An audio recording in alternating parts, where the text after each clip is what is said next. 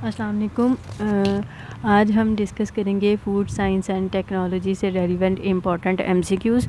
लेकिन आप लोगों को ये बता देती हूँ कि इस वीडियो के अंदर जो एमसीक्यूज़ डिस्कस किए गए हैं वो पीपीएससी जनरल पेपर्स में या एफपीएससी भी जनरल पेपर्स में भी पूछ लेती है साइंस के क्वेश्चंस के तौर पे। जिस तरह से आप लोगों को पता है विटामिन्स का अक्सर क्वेश्चन पूछा जाता है, ठीक है। तो आप लोगों ने ये वीडियो सुननी है।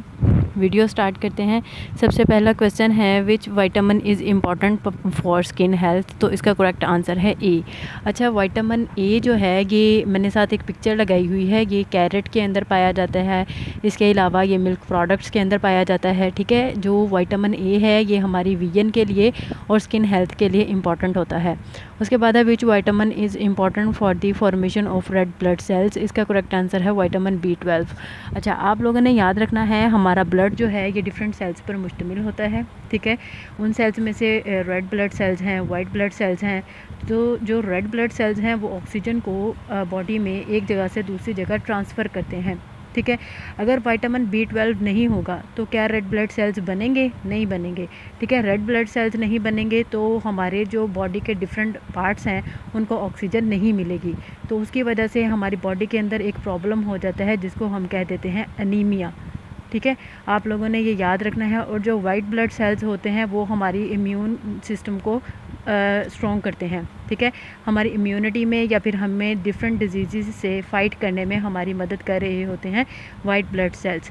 विटामिन ए से रेलिवेंट एक और क्वेश्चन पूछा जाता है कि नाइट ब्लाइंडनेस या फिर स्किन ड्राइन होती है विटामिन ए की वजह से। उसके बाद है मतलब विटामिन ए की डेफिशिएंसी की वजह से। उसके बाद है which of the following vitamin is fat soluble. इसका करेक्ट आंसर है सी, विटामिन के। अच्छा, आप लोगों को बता देती हूँ जितने भी विटामिन्स हैं, विटामिन्स जो होते हैं ये ऑर्गेनिक कंपाउंड्स होते हैं, ठीक है, जो कि हमारी बॉडी के लिए इंपॉर्टेंट है। ये बेसिकली दो तरह के होते हैं, कुछ होते हैं फैट सोल्यूबल और कुछ होते हैं वाटर सोल्यूबल। वाटर सोल्यूबल के अंदर 2 विटामिन्स होते हैं, बी एंड सी। और फैट सोल्यूबल 4 टाइप्स के होते हैं। एडिक के नाम से आप लोगों ने याद करना है, vitamin A, vitamin D, vitamin E and vitamin के। उसके बाद है which of the following is monosaccharide. इसका करेक्ट आंसर है ए, ग्लूकोज। अच्छा, मैंने आप लोगों को अपने ही चैनल पे एक वीडियो दी थी जो कार्बोहाइड्रेट से रेलिवेंट थी। तो कार्बोहाइड्रेट्स में मैंने आप लोगों को बताया था मोनोसेकेराइड वो होता है जो एक यूनिट पर मुश्तमिल होता है और ग्लूकोज उसकी बेस्ट एग्जांपल है। और ग्लूकोज को क्या हम कहते हैं? Blood sugar. उसके बाद है which of the following are commonly used for food preservatives. इसका करेक्ट आंसर है D, sodium benzoate and sodium metabisulphite. अच्छा, अब फ़र्ज़ करें आपके बाबा मार्केट में जाते हैं और वहाँ से टोमेटोज़ लेकर आ जाते हैं, ठीक है। और आपकी मदर जो हैं वो एक ही टाइम में सारे टमाटर फॉर एग्जांपल नहीं यूज़ करती, तो वो उन्होंने क्या करना होता है, उनको फ्रिज के अंदर रख देती हैं ताकि स्टोर हो जाए, नेक्स्ट वो यूज़ कर लें। इसको हम कहते हैं फूड प्रिजर्वेशन। फूड प्रिजर्वेशन जो है ये फूड को ड्राई करके भी की जाती है, ये फ्रिज वगैरह में कोल्ड टेम्परेचर पे भी की जाती है। इसमें डिफरेंट केमिकल्स भी यूज़ किए जाते हैं। तो फर्स्ट MCQ का करेक्ट आंसर है डी। उसके बाद है salt is used to preserve food by removing. इसका करेक्ट आंसर है ए, मॉइस्चर फ्रॉम इट।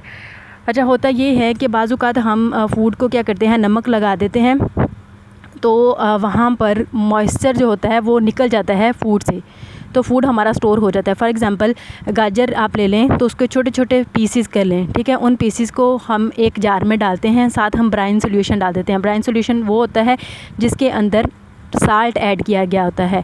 तो क्या होता है, एक्सोस्मोसिस के प्रोसेस के ज़रिए जो गाजर के अंदर पाया जाने वाला पानी है या मॉइस्चर है वो बाहर जो ब्राइन सोल्यूशन है उसके अंदर मूव कर जाता है, ठीक हो गया। तो क्या होता है कि हमारी फूड प्रिजर्व हो जाती है। तो फूड प्रिजर्वेशन के डिफरेंट मेथड्स होते हैं।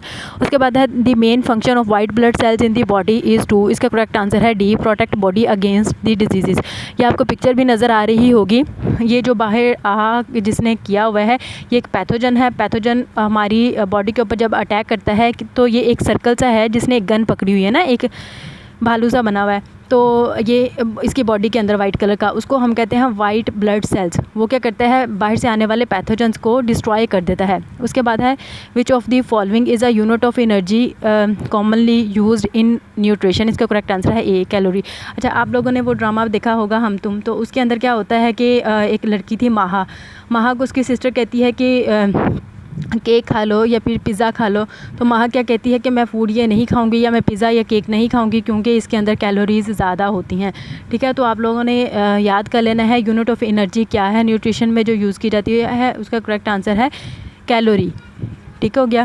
और ये जो है वाइट ब्लड सेल्स का मैंने आपको बता दिया, ये ह्यूमन बॉडी के अंदर जो ब्लड होता है उसमें काफ़ी इम्पोर्टेंट किरदार अदा कर रहे होते हैं। हमारे ब्लड जो इम्यून सिस्टम है उसको स्ट्रॉन्ग करते हैं। ठीक है, उसके बाद है लैक्टोज इज़ नाउन एज, इसका करेक्ट आंसर है मिल्क शुगर ए। अच्छा, लैक्टोज जो है आप लोगों को पता होना चाहिए, इसको मिल्क शुगर कहते हैं। और ब्लड शुगर किसको कहते हैं? ग्लूकोज को। ठीक है, उसके बाद है sucrose is also known as, इसका है all of these, table sugar, invert sugar. ठीक हो गया, इसका ऑल ऑफ दीज है। उसके बाद है केन शुगर भी कहते हैं सुक्रोज को। उसके बाद है fats and oils are best source of which vitamin, इसका करेक्ट आंसर है A, vitamin E. Vitamin E को हम टोकोफिरोल भी कहते हैं। उसके बाद है vitamins are small molecules required for growth, development and maintenance of human body, इसका करेक्ट आंसर है ए, ऑर्गेनिक। आप लोगों ने याद रखना है कि जो विटामिन्स है ये ऑर्गेनिक कंपाउंड्स होते हैं और इसका एक ऑपोजिट होता है मिनरल्स। मिनरल्स जो होते हैं ये भी हमारी बॉडी की फंक्शनिंग के लिए काफ़ी इंपॉर्टेंट होते हैं और ये इनऑर्गेनिक इन नेचर होते हैं। ठीक है, मिनरल्स जो हैं ये इनऑर्गेनिक होते हैं और विटामिन्स क्या हैं? ये ऑर्गेनिक होते हैं। विटामिन्स दो तरह के होते हैं, वो मैंने आप लोगों को बता दिया, वाटर सोल्यूबल और फैट सोल्यूबल। उसके बाद है collagen and elastin are important, इसका करेक्ट आंसर है ए, मीट प्रोटीन्स। ठीक है, उसके बाद है food having pH below 3.7 are known as, इसको हम कहते हैं ए, हाई एसिड फूड। ठीक हो गया। अच्छा, ये जो कोलेजन है ना, कोलेजन एक प्रोटीन है, ह्यूमन बॉडी में काफ़ी इंपॉर्टेंट होती है, ह्यूमन स्किन की जो स्ट्रक्चर और फंक्शन में अहम किरदार अदा करती है। उसके बाद कुछ फूड है जिसको मैंने कहा आप लोगों को याद करवा दूं, पेपर के अंदर पूछा जाता है। सबसे पहले है ऐसे फूड जिनकी पीएच 3.7 से कम होती है, उनको हम कहते हैं हाई एसिड फूड्स। फिर उसके बाद है जिन फूड की पीएच 3.7 टू 4.5 होती है, उनको हम कहते हैं एसिड फूड्स। उसके बाद है जिनकी 4.5 टू 5 होती है, उनको हम कहते हैं मीडियम एसिड फूड्स। उसके बाद है लो एसिड फूड्स, वो होते हैं जिनकी पीएच 5 और इससे ऊपर होती है। ठीक हो गया। अच्छा, हाई एसिड फूड की एग्जांपल लेमन जूस है, ये एसिड फूड की एग्जांपल है एप्पल एंड गावा। उसके बाद है मीडियम की है ये जो हम खाते हैं पालक। ठीक है, स्पिनच जो है वो मीडियम एसिड फूड की एग्जांपल है। उसके बाद लो एसिड फूड की एग्जांपल है ये जो भिंडी होती है ना, जो हम खाते हैं ओकरा या लेडी फिंगर, वो है लो एसिड फूड की एग्जांपल। ठीक हो गया। उसके बाद है the most commonly used leavening agent in bakery are, इसका करेक्ट आंसर है both A and B, yeast and sodium bicarbonate. अच्छा, ये यीस्ट जो है ना ये एक फंजाई है और याद रखना है ज़्यादातर फंजाई जो है मल्टी सेलुलर होती है, लेकिन जो यीस्ट है ये यूनिसेलुलर है और यूकैरियोटिक है। ठीक है। अच्छा, ये जो है ना ये फॉर्मिंग एजेंट्स इनको भी कहा जाता है, यानी कि ये जब डो बनानी होती है ना उसके लिए एजेंट्स यूज़ होते हैं। उसके बाद है bacteria which grow best at refrigeration temperature 4 to 10 degree centigrade, इसका करेक्ट आंसर है साइक्रोफिलिक। ठीक हो गया।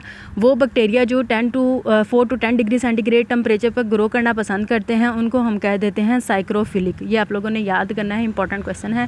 उसके बाद है वो बैक्टीरियाज जो 4 to 10 डिग्री सेंटीग्रेड पे बेस्ट ग्रो करते हैं उनको हम कहते हैं साइक्रोफिलिक।